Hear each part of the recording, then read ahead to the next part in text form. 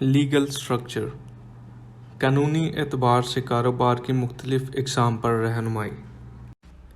Disclaimer, اس disclaimer کو ضرور پڑھیں۔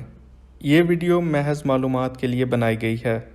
کوئی بھی فیصلہ کرنے سے پہلے پروفیشنل ایڈوائس ضرور لیں، کسی بھی ایسے بندے سے جو اس کام میں مہارت رکھتا ہو۔ LLC یا LTD۔ LLC سے مراد لمیٹڈ لائبلٹی یا محدود ذمہ داری والی کمپنی ہے۔ LTD کا مطلب لمیٹڈ ہے اور یہ بھی لمیٹڈ لائبلٹی کمپنی کے لیے استعمال ہوتا ہے۔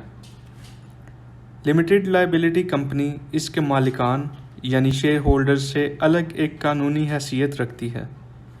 اس کے مالکان یعنی شیئر ہولڈرز کمپنی کے واجبات اور لین دین کے لیے ذاتی طور پر ذمہ دار نہیں ہوتے۔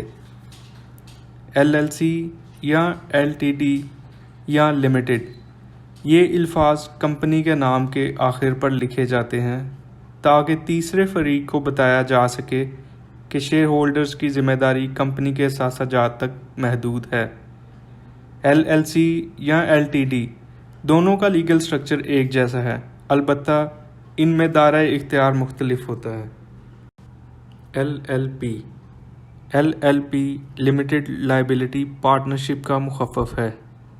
LLP بھی LTD کمپنی کی طرح اپنے مالکان کو تحفظ فراہم کرتی ہے۔ LLP میں شیئر ہولڈرز کو ممبرز یا پارٹنرز کہا جاتا ہے۔ سول ٹریڈر یا سول پروپرائٹر کاروبار میں مالک اپنے ذاتی نام پر تجارت کرتا ہے۔ اس سے مراد یہ ہے کہ کاروبار کے واجبات اور ہر قسم کے لین دین کی ذمہ داری مالک کی ذاتی حیثیت تک ہوتی ہے۔ ٹیکسیشن۔ LTD ڈائریکٹرز کمپنی سے سیلری یا ڈیویڈنڈ کی مد میں پیسہ وصول کر سکتے ہیں۔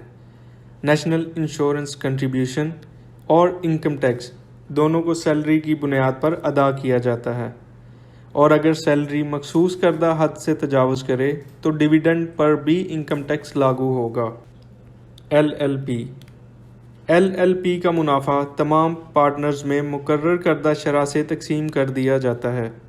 اس کے بعد ہر انفرادی پارٹنر اس پارٹنرشپ کے منافع پر کلاس 2 اور کلاس 4 NIC ادا کرتا ہے، اور اس کے ساتھ انکم ٹیکس بھی اگر انکم HMRC کی مقرر کردہ حد سے بڑھ جائے تو۔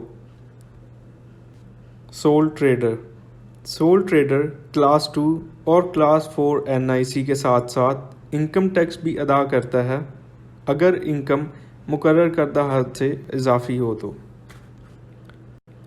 ایک نان ریزیڈنٹ کمپنی جس کی UK میں پرماننٹ اسٹیبلشمنٹ ہے، اس پر کارپوریشن ٹیکس لاگو ہوگا۔ آپ کے قیمتی وقت کا بہت شکریہ۔ اگر کسی بھی طرح کی معلومات درکار ہوں تو برائے مہربانی نیچے دیے گئے نمبر یا ای میل پر رابطہ کریں۔ Thanks again.